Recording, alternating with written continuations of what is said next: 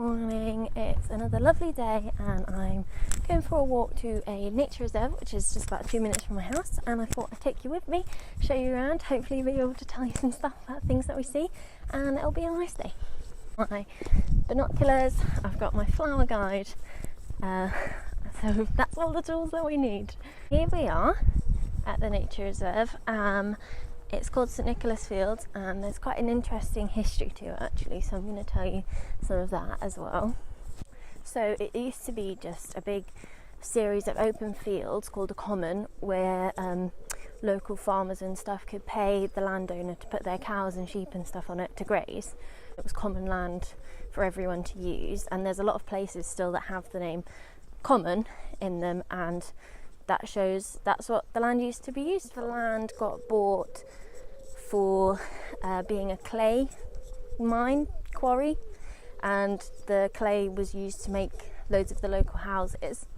After they'd got all of the clay that they wanted out of it, the land was really ruined, there was big holes and stuff everywhere, so they just used it as a rubbish dump, and that was obviously not good for wildlife or people because it was really stinky. There was loads of toxic metals and asbestos in the ground, and so people were obviously complaining.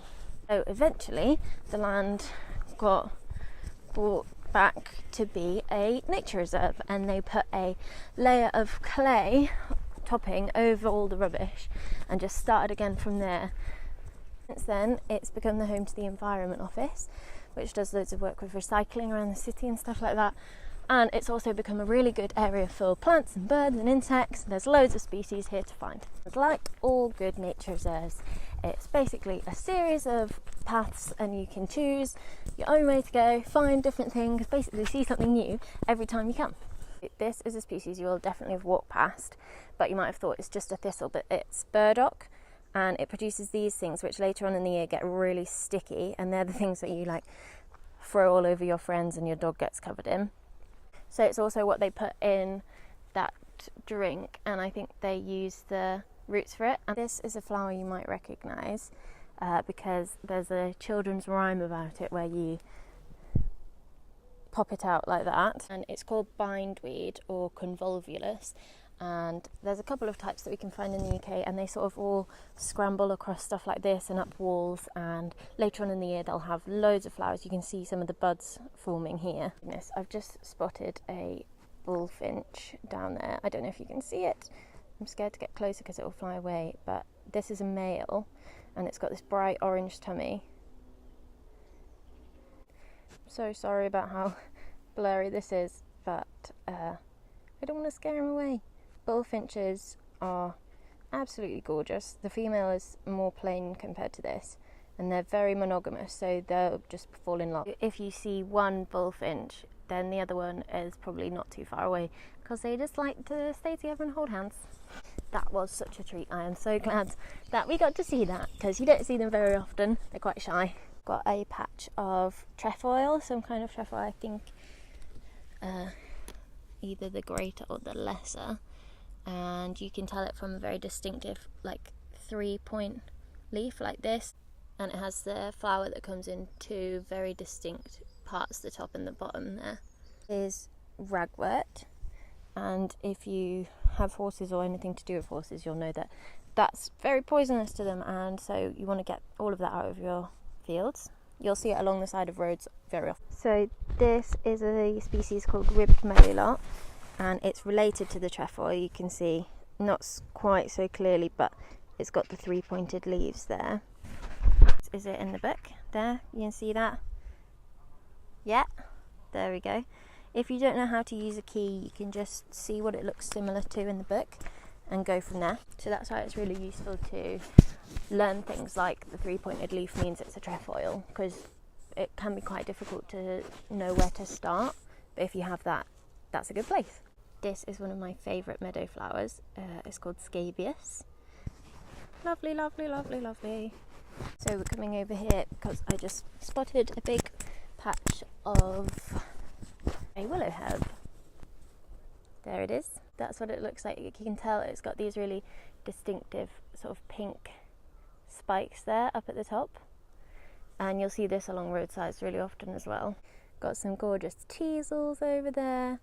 These trees around us, I can see, like this one is rowan, and at the moment it's got these orange berries on. You can't use the swings, silly pigeon. Tell me when you know what type of tree this is. There's some big clues. They're apples. It's an apple tree. It's still quite small and hard and green, so we know they're not quite ready yet. But when they get more of this ready blush on, they'll be tasty. Here's one of the tiniest patches of a wildflower meadow that there is, but let's have a look. This little blue one is cornflower. There's some poppies. This is one you could probably recognise as being related to a daisy, and it is. It's in the daisy family, and it's a type of mayweed. Hello, little squirrel. Oh, what a cutie.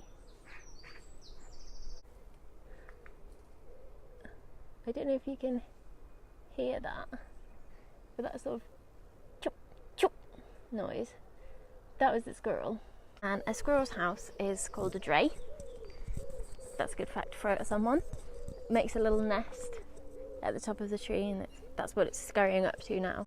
If you've looked at hedgerows near you recently, you might have seen a lot of blackberries already turning black, even though it's very early in the year.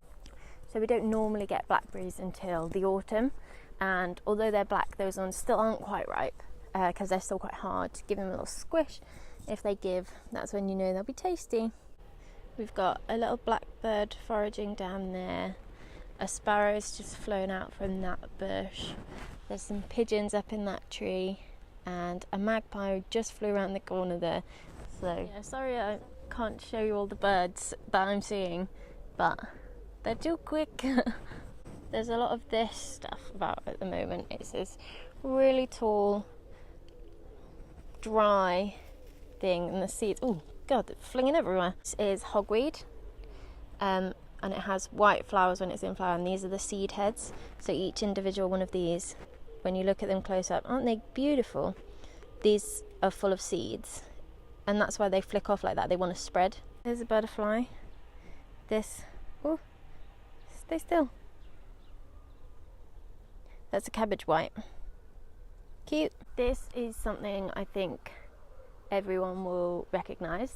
It's called buddleia. It's these long cones of tiny little flowers, if you can see them there. And this is a really popular flower with butterflies. So it's the shape of the flowers which makes it really good for butterflies. So you can see they've got these tubes down to the middle. That's where all the nectar is that the butterflies want to stick their tongues into. Another name for the buddleia, which you can see down there, is butterfly bush, because did you see all of those guys flying around it? They just love it.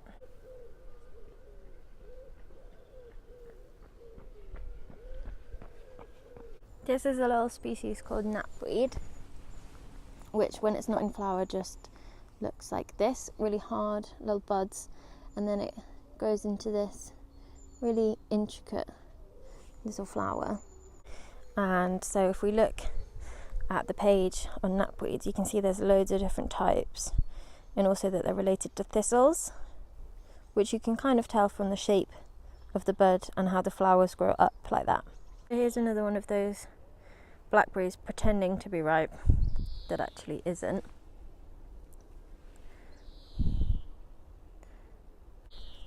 Because it's still quite hard. It's a bit squishy, but I'll give it a go for you.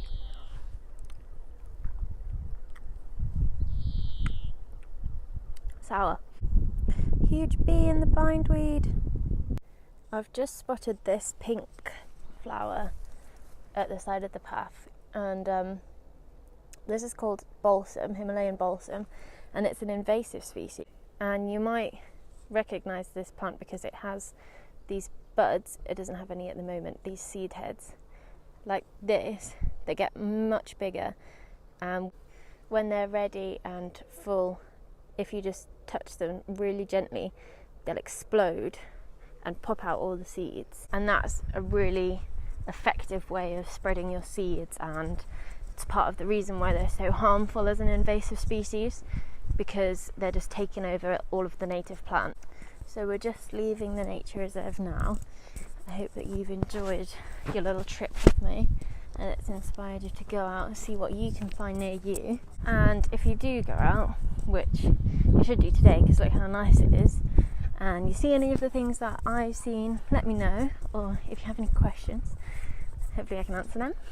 Because I think spending time in nature is really good for you, and the more that we can learn about it, the more we'll want to protect it, and the more fun it will be seeing stuff that you recognise. So thanks again for coming with me, and I would absolutely love to see your local green space, and take me on a little trip round if you'd like.